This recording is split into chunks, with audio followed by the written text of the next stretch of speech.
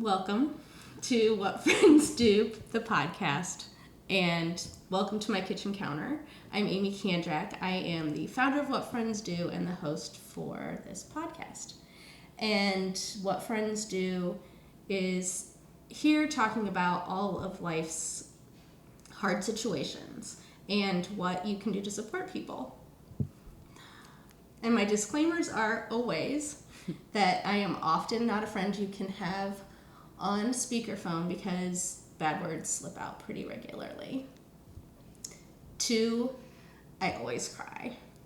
And 3, everything we're about to talk about is not super scientific. This is all based on how we have been able to help friends all over the world, tens of thousands of people, and some of those experiences that we are sharing. So today is our first official episode, and we are going to talk about the immediate something crappy in your life happens. Who is the first person you call? And the first person I call is my sister Stephanie, who's here with me today. Thanks for coming. Yeah, thanks for having me. Yeah. So we're at my kitchen counter because when something crappy happens, you call your friends, you sit down in the kitchen, and you share what's going on, and you support each other, and you try and figure out everything. So you're the first person I call, but I'm curious for you if you have any moments that are kind of kitchen counter moments that you'd be willing to share.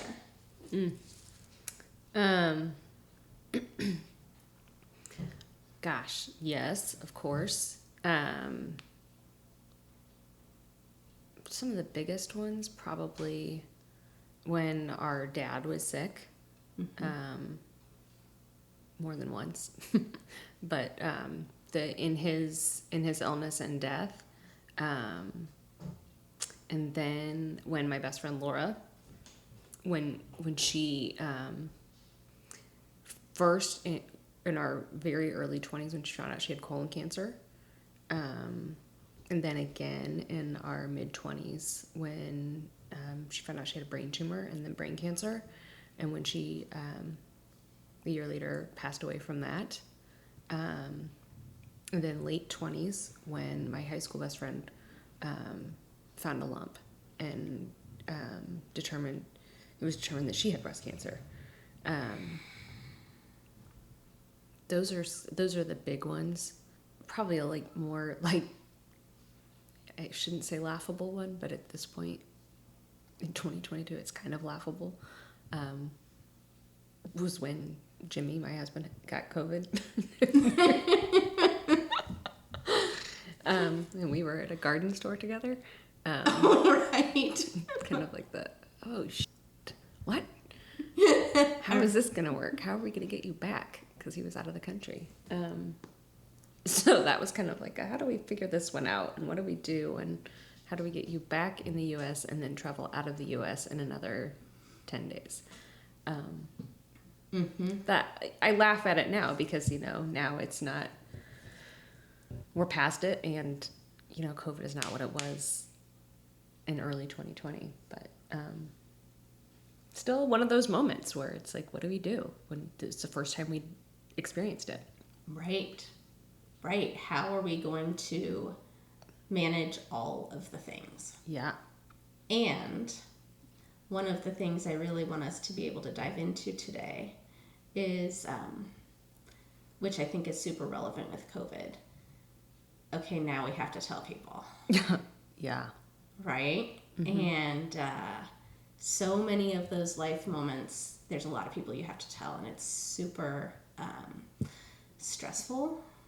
But COVID is one of those where you're like, who did I just see that I now have to call and say, hey, guess what? Yeah. That is one of those stomach drop moments of oh gosh. And especially if you have to call one of the friends that has been super duper careful. And oh, that was dreaded for me. I have a couple of friends that I had been around, and some that were getting ready to travel, and it's oh my gosh, did I just give you this and you've, made it this far? Yeah. Yeah. Yeah, it's hard. Yeah, there's a lot of stomach dropping. I think that's a really good way to describe those initial times, right? And not only stomach dropping, but head spinning. Yeah. Right? Like, so thinking of some of those instances that you mentioned, one of the reasons that I decided to think about a kitchen counter chat was exactly what you said. Like, I remember the night Dad died, and all of the neighbors coming and chatting at the kitchen table. And Ellen Rice said, I was the same age you are now when my dad died. And I don't remember what else happened that night. But I know all of a sudden my connection with her was really different. And I kind of was then, okay, I'm going to listen to her a little bit. I know that there was lots of stuff that we couldn't even start taking care of yet. But that was a moment that I didn't even know what I was supposed to be thinking. I didn't know what we were supposed to be doing. Right? Like, sitting there in that moment was really all that I felt like we were capable of doing. And maybe more than I was capable of doing. 100%. I think that those are the moments that, like, that's all you really can do. And it's okay. And I think we have learned from our own life experiences, and what you are so fortunate to get to learn from having a sister who's a therapist, is that, like, that's what we're supposed to do in those moments. Like, and that's why we rely on the friends that we call and that we lean on. We let them be there to help be the head that's screwed on straight, that can think through the things that we can't, until we can. And it may take a long time, and that's okay. It takes as long as it takes. But to let your head be spinning and, like, know that, like, yeah, okay, like, my whole world just got turned upside down, and I don't know what to do. Right. And unfortunately, there aren't often times where you can just, like, stop, right? Like, usually there's stuff that has to happen in a pretty quick time frame, right? Someone dies, there's usually a service. You have to do something with the body, even if you don't have a service. Yeah. There's just a lot that has to happen. And so having the luxury of not doing anything really can fall on how much you can allow other people to help you. 100%. Yeah. So, but that's,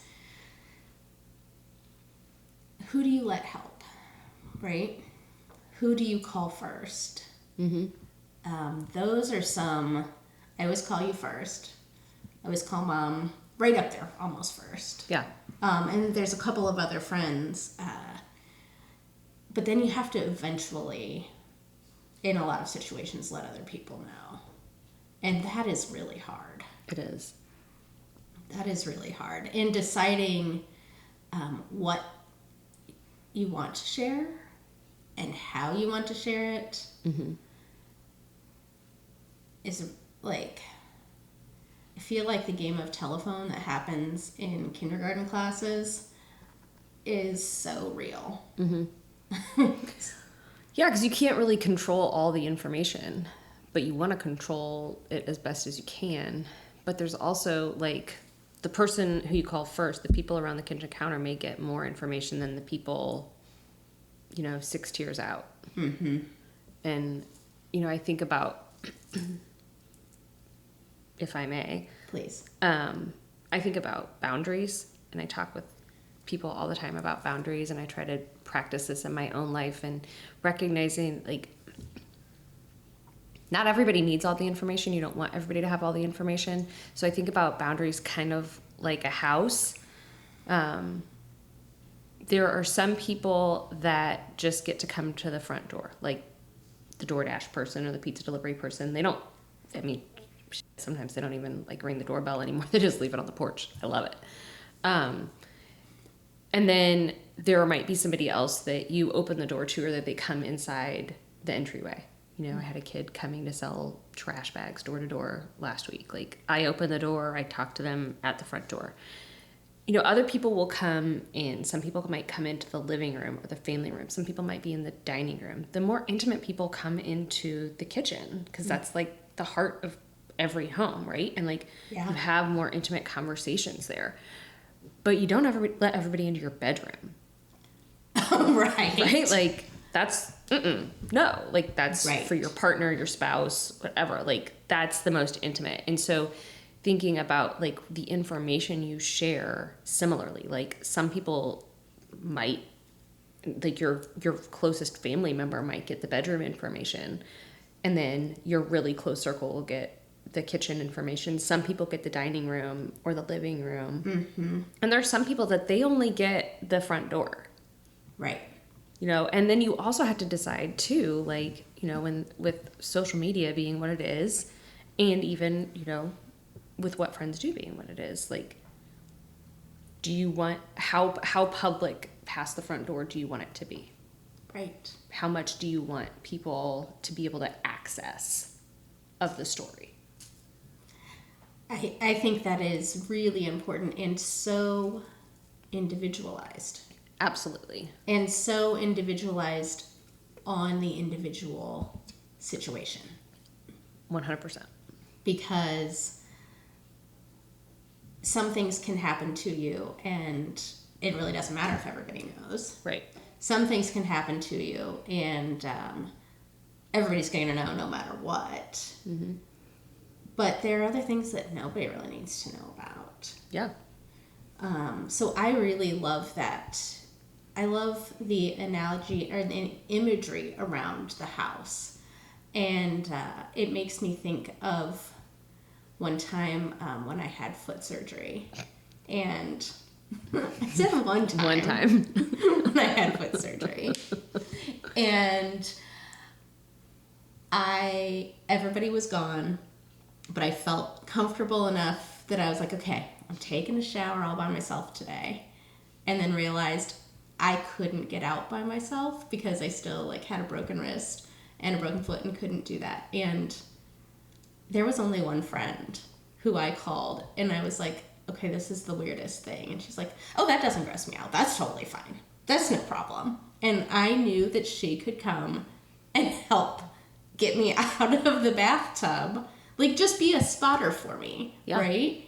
And I felt comfortable with that, but I didn't even call you for that. Yeah. You know? That's okay. Right? And I think that's another thing that is important to decide individually. There might be some people that can have, like, half of the kitchen counter conversation and half of a doorway conversation. Mm-hmm. And you as the person going through it get to decide that, but it's also hard. You don't get to control what everybody else does and says. And that's really difficult. Yep. And remembering when you are the person who has had the really, like, intimate luxury of being at the kitchen counter, not sharing that. Mm-hmm. Yeah. Remembering that you are the holder of information, but it doesn't mean that you are the dispenser. Mm-hmm. Unless you've been asked to do that. Yeah.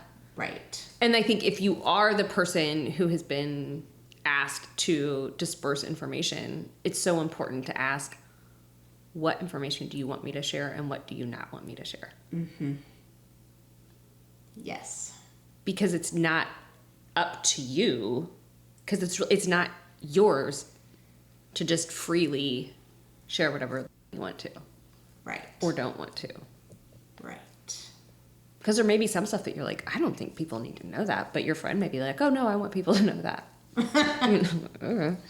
Or there might be stuff that's like, no, it's probably important that they know this piece of information, and somebody's like, oh, well, it didn't even occur to me to share that. Right. So if you have that luxury and not even luxury, but it's a privilege to be able to share that information. Yeah. But that also means communicating it with the person a lot. Yeah. A lot. Mm-hmm. And so after people know, so one of the things that I talk about a lot with What Friends Do is, the reason that we started it was because as you had the opportunity to share some of Laura's story with others, there were kind of two immediate responses. The first one was always, please tell the family I love them and I'm thinking about them. Mm-hmm. And the second was, and let me know what I can do to help. Mm-hmm. And that's where sitting down at the kitchen counter and having a plan of action can often be really helpful to be able to say, oh, well, they don't need anything right now.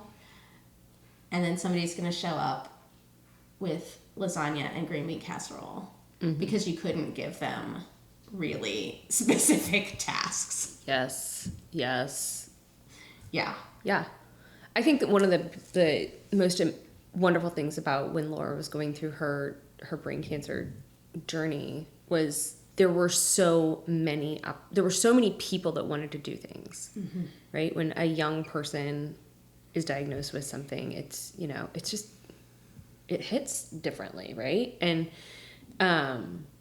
so there's that aspect of it, and she was really well loved. There were a lot of people that really cared about her and loved her, and there were so many opportunities that Mom, really, and you and others came up with of like, okay, how can we rally around her so that it isn't 16 lasagnas and green bean casseroles showing up, so finding things that people could do in various ways. Yes. That were fun and were also necessary and that were giving back and that were really the spirit of who Laura was. I remember an Easter egg hunt at a park.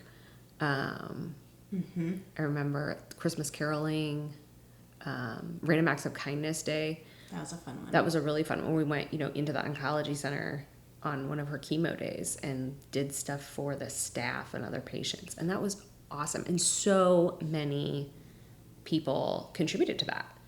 Somebody brought donuts, somebody donated time to do massages, like chair massages. I can't even remember all the things, but there were just all these different things that just brought people together and made it such that there was always a way to celebrate and be happy and prevent tons of lasagna. Yeah. Well, yeah, the lasagna law is kind of trademark. Yeah. Because I remember the 5th lasagna 4 days after Elliot was born. And I was like, oh, another lasagna, thank you. I've got 4 in the freezer already. The funny thing about that is, to me, we all know I don't cook, but like, that does not seem like an easy thing to cook. So why do people bring lasagna? Like, of all the things. Well, I guess it saves well. It saves well. It feeds people really well. Most people like it. But, first of all, your love language is not cooking food. And nobody wants another lasagna. Seriously. No. Like, one of the things that I'm excited about with this podcast is we will be touching on a lot of the different areas that people can help. Food is almost always the first one that people think about. So we're going to talk about that pretty early on. And it is a love language that people can use to show their support. And it's a necessity. And it's something that's nice and helpful. Yeah. A lot of the time. But there's a lot of other stuff that can happen that people want to help with, right? Like if something were to happen that was not just COVID in your house right now, Yeah. we would want people to like help walk your dogs. Oh my God, yes. And you know I love your dogs. That wouldn't be for you. I cannot. I can walk them, but I can't pick up the poop. So, so I will not be walking the dogs, but I can do other things for you. Yeah. And so finding opportunities for people that really fits what they're good at. Yes. Right? Like, I could not be the person that someone calls to get them out of the bathtub or to change their wounds. I mean, I couldn't even look at my own wounds and change my own bandages. Like that is not something, like I can't. That is not for me. Yeah. But I will cook for them. That doesn't bother me. I'll organize whatever crap needs to be organized for them. I'll grab groceries for them while I'm out. But again, I'm not taking care of the pets. I love the pets, but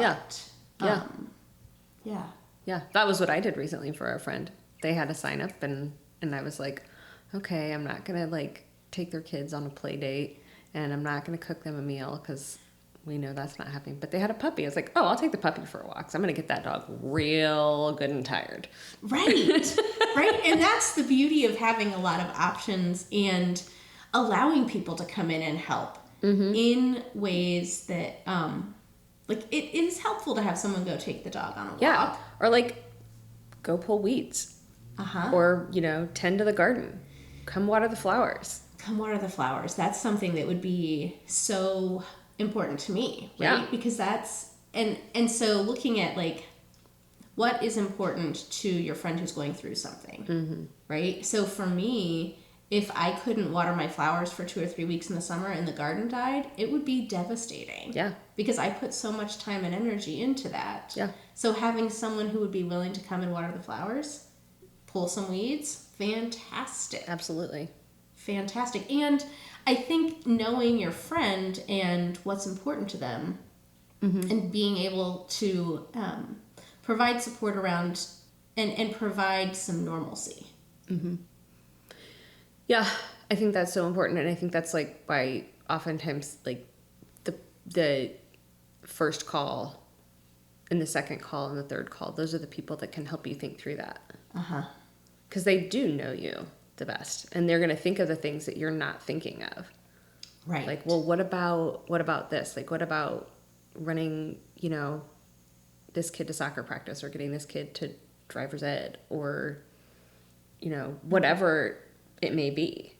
Right. Or do we need to reschedule 10 things that you have coming up? Right. Yeah. Yeah.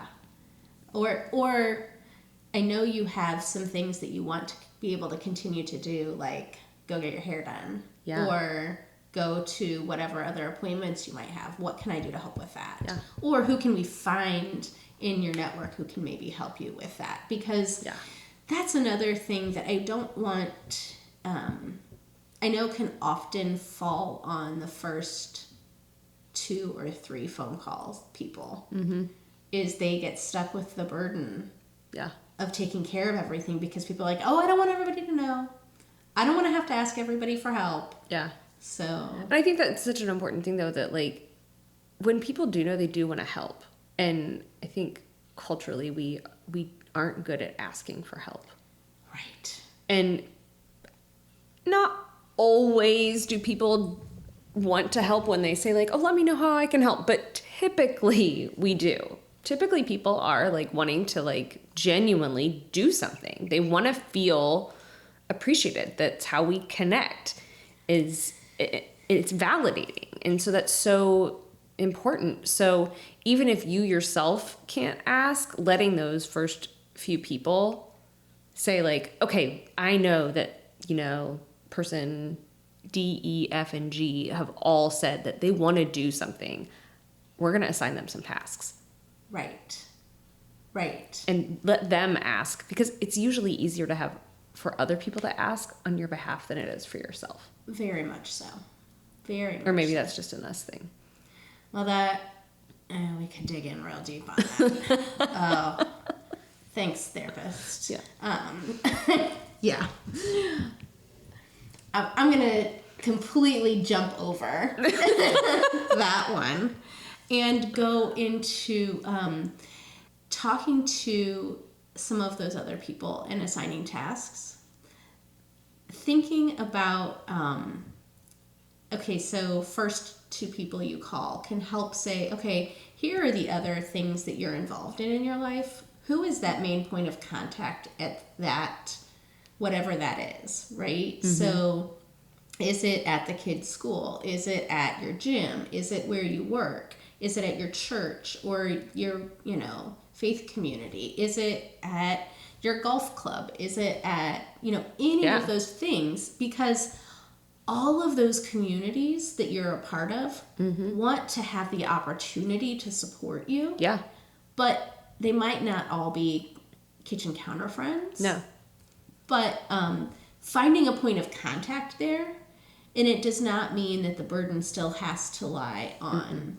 But I think often those communities get so disconnected, and then you end up with 42 lasagnas. Right. Because they all decided that you're going to need food first. Oh, Lord.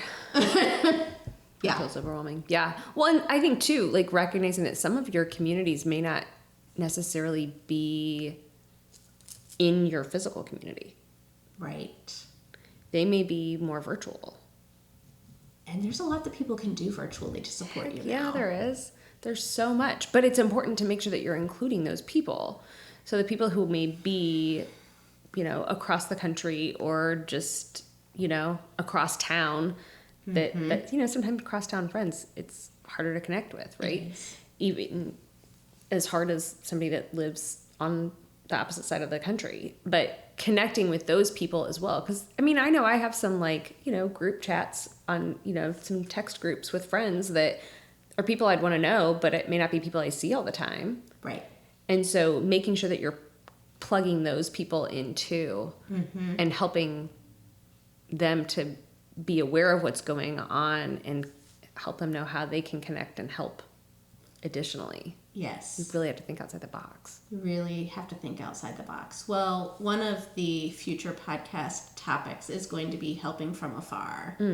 And just talking about what can you do when you can't physically be there. And I think COVID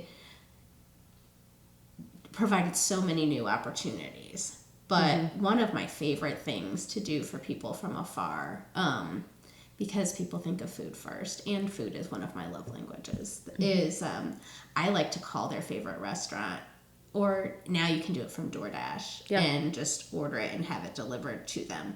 So there are a lot of opportunities for people to be involved. Yeah. Even from far away. Absolutely. Or when they have COVID. Or heck, even if they don't have COVID, if you're going through something that is like health condition, you don't want people in and out of your house all the time. I do not want those germs. No. Good Lord, have we learned more about germs in the last 2.5 years. Right. Yeah. Right. But so let's talk about that really quickly then. Sometimes the situation is such that you can't go into a friend's house even if you are that kitchen counter friend. But you can still help them. Oh my gosh, yeah. And but I've seen through what friends do in the past that can be a huge, like that physical barrier can be really big for people. But remembering you can still drop off groceries.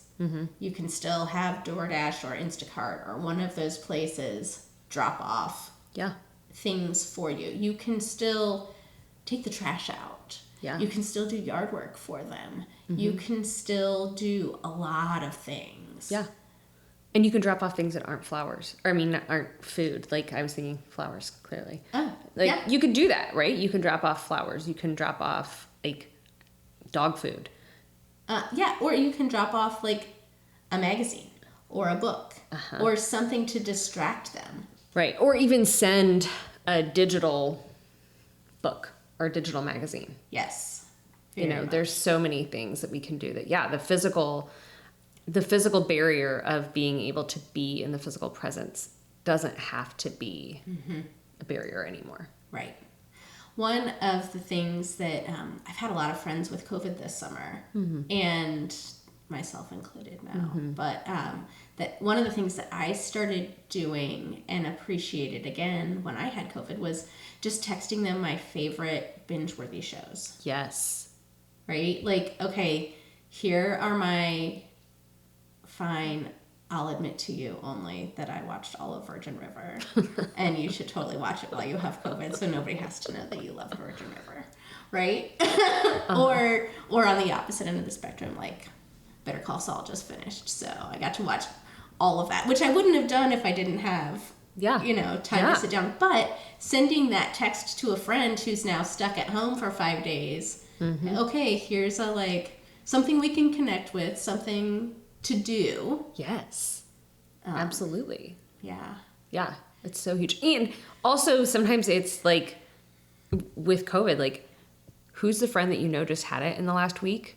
And can they come hang out with you? Yes. And yes, so who will feel safe to come sit down? So that's another, people who get to come to the kitchen counter can sometimes change based on the situation. 100%. Because you might call that COVID friend first, but breast cancer friend might call someone else who they know who just recently had that. Yeah. Because they're going to be able to provide such different insight. Absolutely. Having community and connection around something like with a shared experience is such a vital component of humanity. And so knowing somebody else that can relate, while it may not be the exact same situation, while there is that commonality, it just hits on a different level. It's like you said with Ellen Rice, when she shared that her dad had died at that young age. You now have this connection that you didn't know you had before. Right. And so you understand each other on a different level. And so there are so many experiences that we can go through that, there are people that you want to call because they get it. Yeah. Yeah. Well, there's 2 more areas I want us to cover really quickly. Okay. And one of them I think is going to be a whole deep dive, so we don't have to get real close on it. But it is supporting the caregiver and finding support when you are that very first phone call. Right? Like something happens to me and I call you. It's now happening to you too. And it's not fair to ignore that. So making sure that you're acknowledging that, I think is really important. And caregiving in itself, again, that's a whole nother. Yeah, that's a big piece of the pie. I think that's something that if you are the caregiver, being realistic that you're trying to provide a circle around the person you're caring for, but you need your own circle too. Yes. And being honest about that. Who is your kitchen counter person at the same time? There suddenly becomes a bunch of kitchen counters. But who is that other person that you call to lean on and rely on, and knowing that, there's a lot that comes with being that person, and it's okay. It's okay to also acknowledge to the person you're caring for, I need a break today. Yeah. And setting those boundaries. Yes. Oh, we can talk a lot about the boundaries. Oh, boundaries. One of my favorite things. But,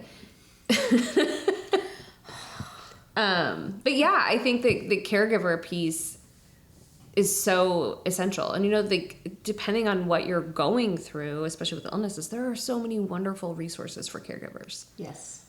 Support groups and things of that nature, that it's really pretty vital to make sure that you're taking care of yourself in a different way, upping your self-care and letting other people care for you, and letting even the person you're caring for, letting them care for you in a different way too. Yes. And allowing them to still have some normalcy in how they might like to care for you. Yeah. And that might mean things look different and or control is lost a little bit. Mm-hmm. Yeah. Yeah. Yeah. This has been really fun. But I have one last question. Okay. And that is, do you have a favorite thing that anyone has ever done for you? Or a favorite thing that you like to do for someone else? Well, this won't shock you that the first thing that pops into my mind is cake. Oh, of course it is cake.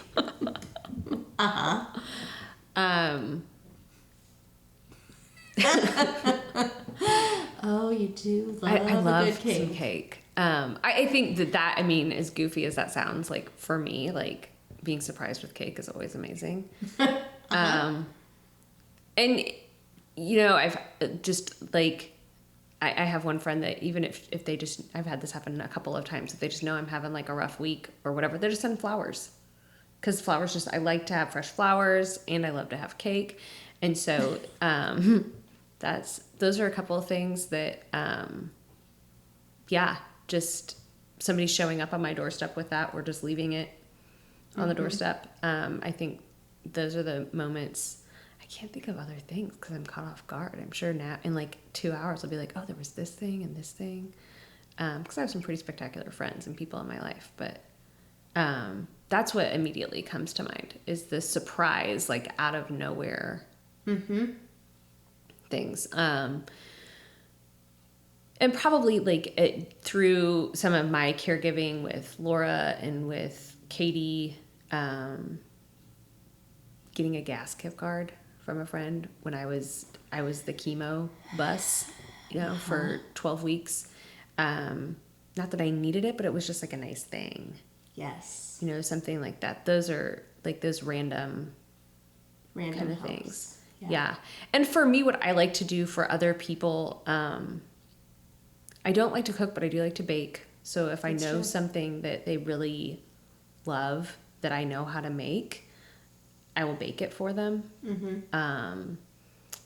And just drop it off on their doorstep. I like to do the kind of like, I'm just going to surprise you and just almost do like a ding dong ditch where I just pop it on your doorstep and then send you a text once I'm out of your driveway and say, hey, knock, knock. I like to do that. Those were fun. Thanks. Well, it's been a really fun pleasure to have you as my first guest. Thanks. Thanks for coming. So honored. That's it. Until next time. Until next time.